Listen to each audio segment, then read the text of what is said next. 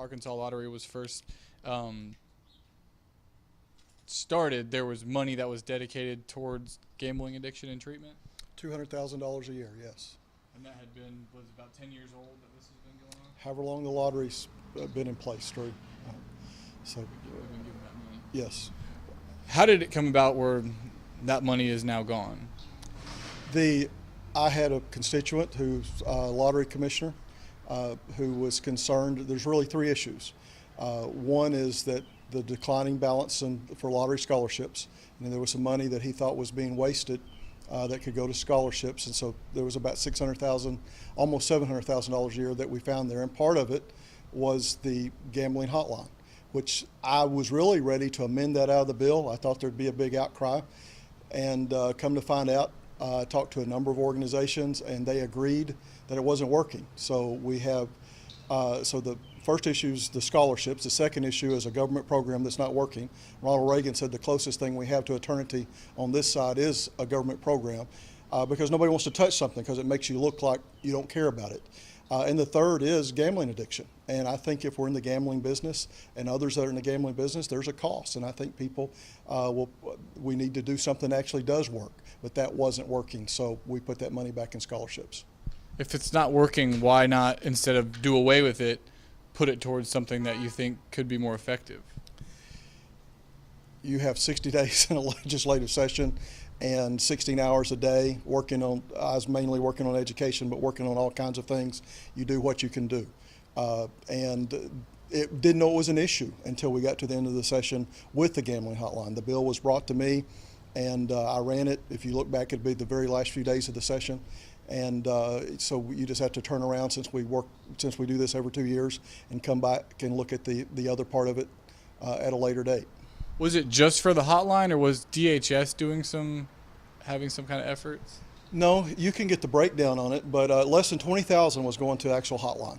And the other money was actually going to nonprofits around the state who were supposedly doing something about helping people with gambling. As far as we can determine, nobody was, no one complained, good organizations, but the money wasn't accomplishing what we wanted to accomplish with it. So those organizations were doing, I would imagine, other kind of addiction things, but not focusing on? Sure, great organizations, and they deal with all kinds of abuse issues and I'm sure alcohol and drugs and other things. And but again, we had the bill out there for a month and no one came forward.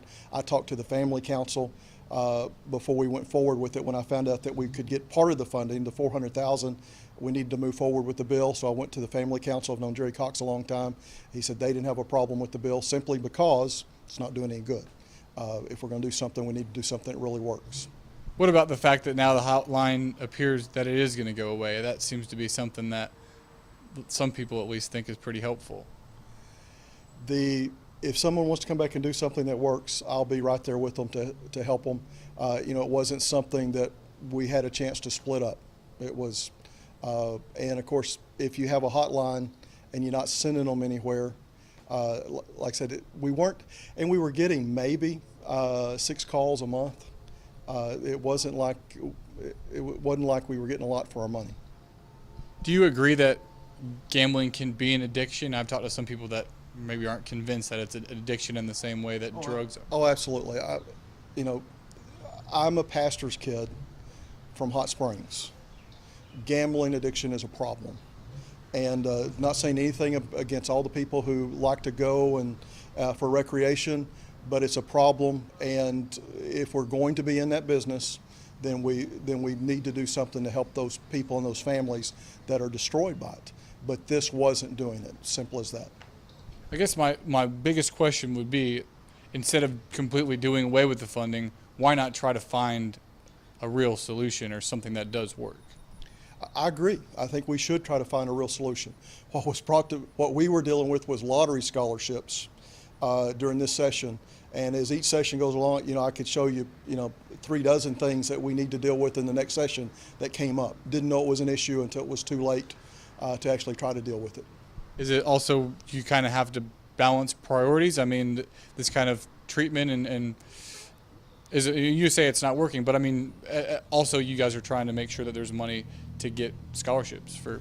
Our primary issue this time was scholarships, and someone came and said, "Here's some money that's not really doing anything." Didn't know whether it was true or not. When we ran the bill, got out there and found it was true.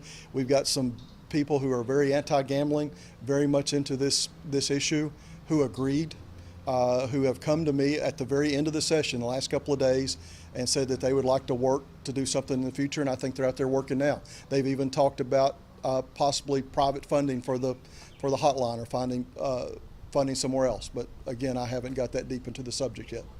Talked to one former gambling addict today, and he just talked about how he feels like there's not enough help in this state for people that were in the situation that he was in, and now this money is gone. What would you say to somebody like that? I totally agree with him, but spending $200,000 for something that's not working, it may make you feel good, but it's like, I saw yesterday that electric cars actually cost a half cent more per mile against the environment than a gas car. It may make you feel better to drive a Prius, but it don't mean it's doing any good. So we want to do something that does some actual good, not just feel good about it.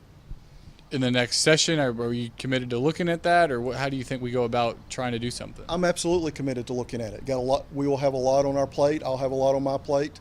But like I said, I know that there are some activists out there looking at some ideas, and just like this was brought to me, I'll be glad to look at that, and hopefully someone will bring something. Our time is somewhat limited, but if someone has some really good ideas what's being done in other states that works, I'd be very interested in helping run that legislation. Is Oaklawn in your district? It is not.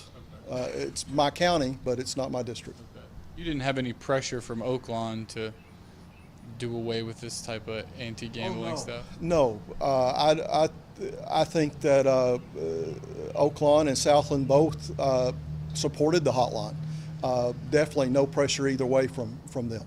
I think those organizations would support us doing something to actually help people. I don't have any doubt that while that's their business, that they know that it's a problem.